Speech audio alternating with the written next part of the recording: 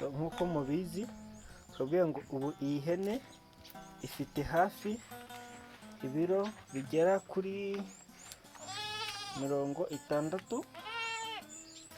kuko ni ihene nziza, imaze kubyaraho 2 cyangwa se 3. ni ihene y'icyororo, dore abana bayo. uyu mwana ni uwayo, n'uyu nguyu ni iyayo, ndetse n'iriya ni iyayo. muri kubona ko yabyaye abana 3 beza. ni ihene y'icyororo. ngo bimeze ute? muri kubona ko ari ihene nziza.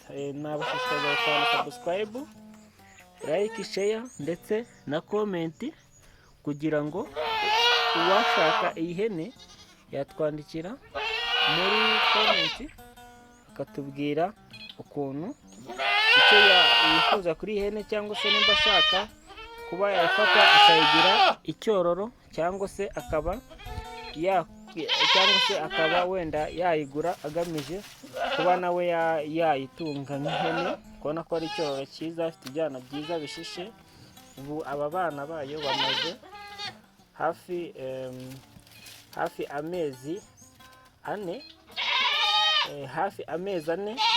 ubu nabo baracyorwa n'igihe ngo bacutse, kuko ntabwo yari yimwa. ifite kuba ikibonsa, kuko nibo izabicukiriza nirinda, nibwo tuzayimisha kugira ngo abana bazakure neza, kandi ibintu bizakomeza kugenda birushaho kumera neza. twabashishikariza rero gukomeza mukadushyigikira.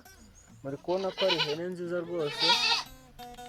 ubu umushumba bagiye kuzahirira, nimugire ikibazo ngo ni ihene ngishonje, oya, ahubwo ni ihene nziza. kubona ko umwana wayo rwose urayaga. umwana wayo yabyaye ibipfizi 2 ndetse n'agashashi kamwe. mu kanya turabajyana no mu ngurube, ntimugire ikibazo. tubagejeje mu ngurube. kubona ngo ingurube ni iyi ngiyi, kubona ko ari ingurube nziza y'icyororo. iki kibwana kikaba kimaze hafi amezi 2, kiba kimaze amezi 3 n'igice. nubwo kitabyibushye cyane, ariko muri kubona ko ari ingurube ifite uburebure.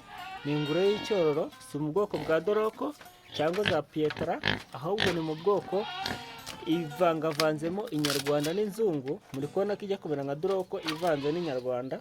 kubona ko ari icyororo cyiza. nyina wayo ikaba nayo iri hafi kuba yahaka, kuko ntabwo yari yashyirwa ku mfizi cyangwa se iterwa intanga. kubona ko ari ingurube nziza rwose, imeze neza kandi ifite umurambararo, kuko ifite hafi metero 1 wenda n'igice gutyo, kuko uri kubona ko ikiri icyana rwose, iracyakura kandi ibintu bimeze neza. twifuza natwe kuzagira ingurube ipima hafi metero 2 n'igice. sinzi, hari ingurube z'inyamahanga nagiye mbona ziri hafi kugira hafi metero 2 n'igice, cyangwa se metero 1 n'utundi turengaho. ariko nifuza kuba nyine nakoranaho izindi ngurube ndende zirushijeho gusumbaho iyi ngiyi, ku buryo icyana cyaba ari kinini cyane, tukaba nacyo twacyorora. kubona ko nacyo ntabwo gitoranya, ntabwo ingurube ibonanye. waba ufite ibyatsi cyangwa se amazi, sondore se cyangwa ibiryo mu nganda, ingurube wayorora ku bushobozi bwawe, kandi ikamera neza. kubona ko ari igipfizi cyiza kitagoranye, ndetse kitajya kirojanga mu kuba cyarya ibintu ngo gitoranye. nicyo nashatse kuvuga, kirya ibintu byose kibonye, kuko ni ingurube itarobanura. mukabona ko ari ingurube imeze neza rwose. ubu ngubu bayikinaguye hano hasi, nijoro ikajyanwa ahantu hayo, ndetse hameze neza, kuko ntabwo ingurube wayiriza ahantu hamwe, hari indwara ziyitera, ndetse cyangwa se ikaba yahura n'ibibazo mu bijyanye no kuba yaba iri ahantu hamwe. So tubashishikaza gukanda subscribe na like, share na comment, kandi murakoze cyane. Komeza Imana ibahe umugisha.